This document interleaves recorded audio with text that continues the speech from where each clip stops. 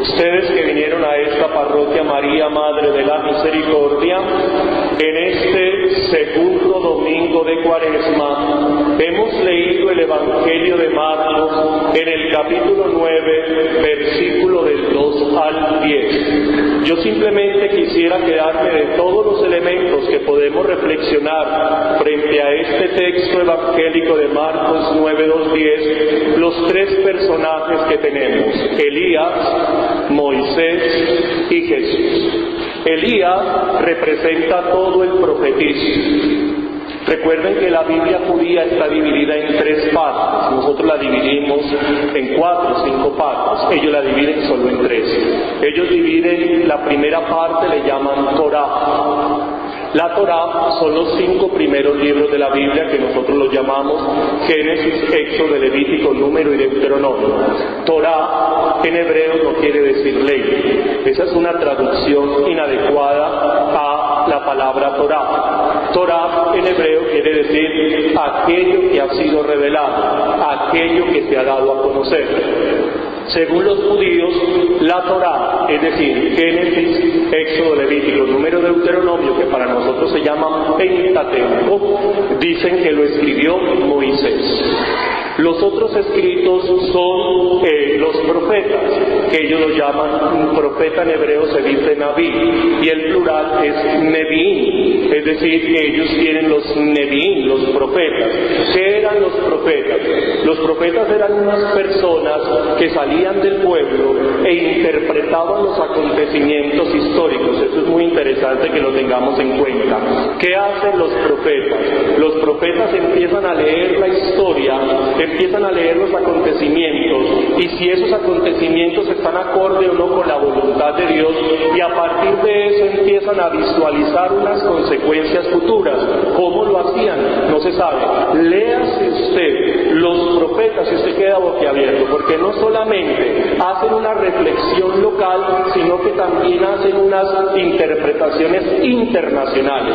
No tienen celulares, no tienen personajes fuera de su localidad, no tienen televisión satelital. Es decir, cómo esas personas en su localidad lograban interpretar los acontecimientos internacionales. Eso es un descreste para crecer. Y eso lo hacían los profetas.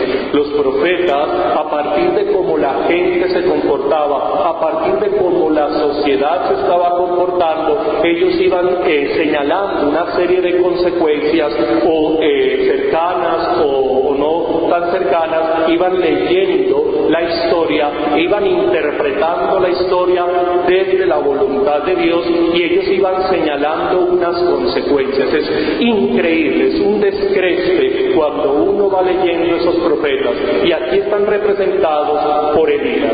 Elías representa todo el profetismo de Israel. Moisés presenta toda la esencialidad del judaísmo como es la Torá, y faltan los otros que se llaman los Ketubín. Ketubín significan los otros escritos, y que para nosotros son históricos y sapienciales. Nosotros dividimos también los libros históricos y sapienciales, ellos lo meten todo en la misma olla y lo llaman Ketubín, simplemente los otros escritos. Ellos dividen la Biblia entonces en 3. Cuando acá presenta que Elías y Moisés, es decir, está en la esencialidad del judaísmo, donde se basa la religión judía, en la Torá, es decir, en la revelación, en donde Dios está hablando, su pueblo lo constituye, y cómo los profetas están interpretando la realidad. Y el otro elemento que yo quiero que tengamos en cuenta es: Elías y Moisés son los que conversan con Jesús, no al revés. No es Jesús quien está consultando la Torá, no es Jesús quien está consultando los profetas, son Moisés, es decir, la Torá, son los profetas, es decir, Elías, quienes conversan con Jesús.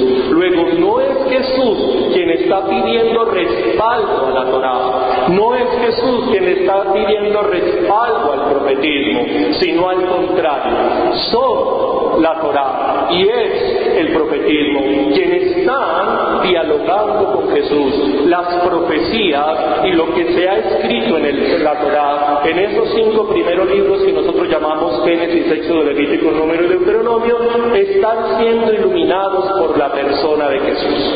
Eso no lo podemos perder de vista en este texto de Marcos 9, 2, 10. No es Jesús quien busca la Torá, no es Jesús quien busca los profetas para justificar su comportamiento, es al contrario. Como la Torá se ilumina desde Jesús, como el profetismo se ilumina desde Jesús. En Jesús se cumple toda la Torá, en Jesús se cumple el profetismo.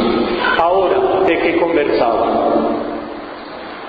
Se les aparecieron Elías y Moisés conversando con Jesús, pero no dicen que conversaban. Para ello tendríamos que devolvernos al capítulo 8, versículo del 27 al 38, en donde dice el texto que Jesús empieza a preguntarles en Cesarea de Filipo, una región por fuera de Palestina, pues de la tierra prometida, una región, Cesarea de Filipo estaba en una cultura helenística. Le pregunta a sus discípulos quién dice la gente que es él, luego le pregunta a los discípulos quiénes son ellos, léaselo, 8, 27, 38, luego Pedro dice tú eres el Mesías, a renglón seguido Jesús dice que lo van a matar, pero va a resucitar. Pedro dice que no, que eso no se permitirá, se niega a ver un Jesús crucificado. Luego dice Jesús, todo aquel que quiera ser discípulo mío, tome su cruz y sígame. Y luego aparece este texto de la transfiguración. ¿De qué está conversando Elías y Moisés con Jesús? De su muerte. ¿De qué está conversando Elías y Moisés con Jesús? De su crucifixión. Es decir, la Torá y el profetismo de Israel va a tener cumplimiento en la muerte y resurrección de Jesús. Todo se iluminará desde ese punto de vista. Y mire lo que dice Dios: este es mi Hijo amado, escuchadlo. Es decir, solo identificaremos a Jesús desde la cruz. Y cuando usted lee Marcos 1:1, comienzo del Evangelio de Jesucristo, Hijo de Dios, y luego se va hacia el capítulo 15, versículo 39 de Marcos, he ahí que el centurión, apenas expira Jesús, dice verdaderamente este es el Hijo de Dios. La idea ¿cuál es entonces? La idea es que si ustedes y yo vamos a creer en el Hijo de Dios, lo tenemos que ver crucificado. ¿Y esto qué? Esto es importantísimo, porque hoy les están mostrando un Jesús triunfalista, hoy les están mostrando un Jesús sin cruz, hoy les están predicando y mucha gente está creyendo que Jesús arregla tus problemas económicos, que Jesús arregla a tu hijo que está en la drogadicción, que recibe a Jesús en tu corazón y Jesús hará milagros en tu vida, entrégale tu voluntad a Dios para que Dios mande en tu vida. Es decir, unos discursos supermañezudos que la gente se está creyendo la cosa más espantosa y quieren ocultar una cosa que es la cruz. Cero cruz, cero sufrimiento. Muéstrenos a un Jesús resucitado, pero un Jesús clavado en una cruz no lo queremos. Por eso queremos un Jesús poderoso, y eso es lo que le están predicando a la gente hoy. Vamos a hacer una oración para liberar problemas transgeneracionales, porque Jesús, el nombre de Jesús es poderosísimo, y eso se llena la gente. Vamos a quitar las cadenas para que empiece la prosperidad económica, y eso empieza la gente. Vamos a liberar a la gente de los demonios y maleficios, y eso empieza la gente. Es decir, les están enseñando unas estupideces que no son adecuadas, y la cantidad de personas que están detrás de eso es espantoso. Y cuando ustedes ingresaron por esa puerta, lo que vieron fue una cruz. Es decir, los problemas no se quitan, las dificultades están ahí. El discipulado hay que asumir la cruz. Y al Hijo del Hombre, al Hijo de Dios, a Dios hecho hombre, se le reconoce en el sufrimiento. Continuemos nuestra celebración eucarística. Yo creo que esto es lo más importante del cristianismo. póngase a pensar, usted hubiera escrito a su Dios muerto en una cruz, yo nunca lo hubiera puesto.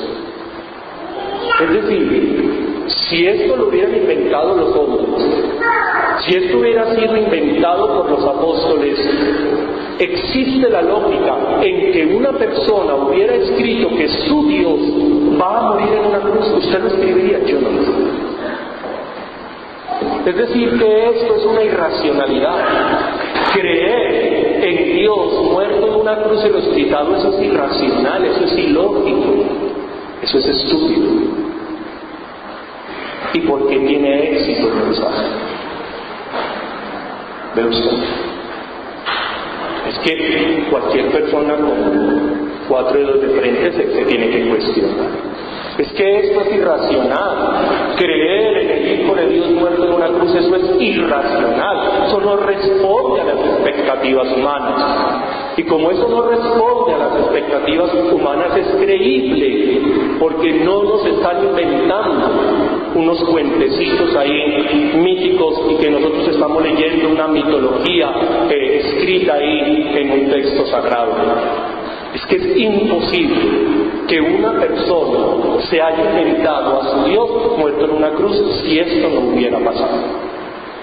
Y ustedes y yo, que por el azar somos cristianos porque pudimos haber sido otra cosa, somos cristianos católicos, tenemos que reconocer que no nos vayan a quitar la cruz, porque la única forma en que ustedes y yo sabremos que estamos siguiendo al verdadero Jesús y que estamos creyendo en el verdadero Jesús es aquel que está crucificado. Y si usted y yo le tenemos miedo a la cruz, no somos discípulos de Jesús. Si usted y yo le tenemos miedo al sufrimiento, al dolor, a los problemas, somos cobardes, no nos enfrentamos a las situaciones, estamos huyendo de las situaciones, amigo, usted no ha asimilado lo que significa el cristianismo. Voy a decir una palabra que mucha gente dice, qué palabra tan horrible. Yo la busqué en el diccionario y decía, es que tal palabra, 2 puntos, marrano, no sé si será así. Pero la cultura antioqueña tiene otra acepción, tiene otro significado, y yo creo que vale la pena decirlo. El cristianismo es solo para berracos, ese es el cristianismo. Para personas berracas, para personas que se amarren los pantalones, para personas que empiecen a luchar por la vida, que en la mano tengan un machete y en la otra un rosario. Ese es el cristianismo. Para cobardes no, para cobardes hay otras iglesias, que se vayan. Para gente cobarde y miedosa que se larguen, que pereza. Pero los que sí somos cristianos, somos con los pantalones amarrados, enfrentándonos a lo que se ve, porque ese es nuestro discipulado, y eso es lo que nosotros venimos a decirle al Señor acá. Estamos luchando, a veces perdemos fuerzas, a veces sudamos sangre. Así como Él sudó sangre muerto de miedo porque iba a ser crucificado, nosotros también a veces sudamos sangre muertos de miedo por las situaciones. A veces queremos tirar la toalla como Él la quiso tirar.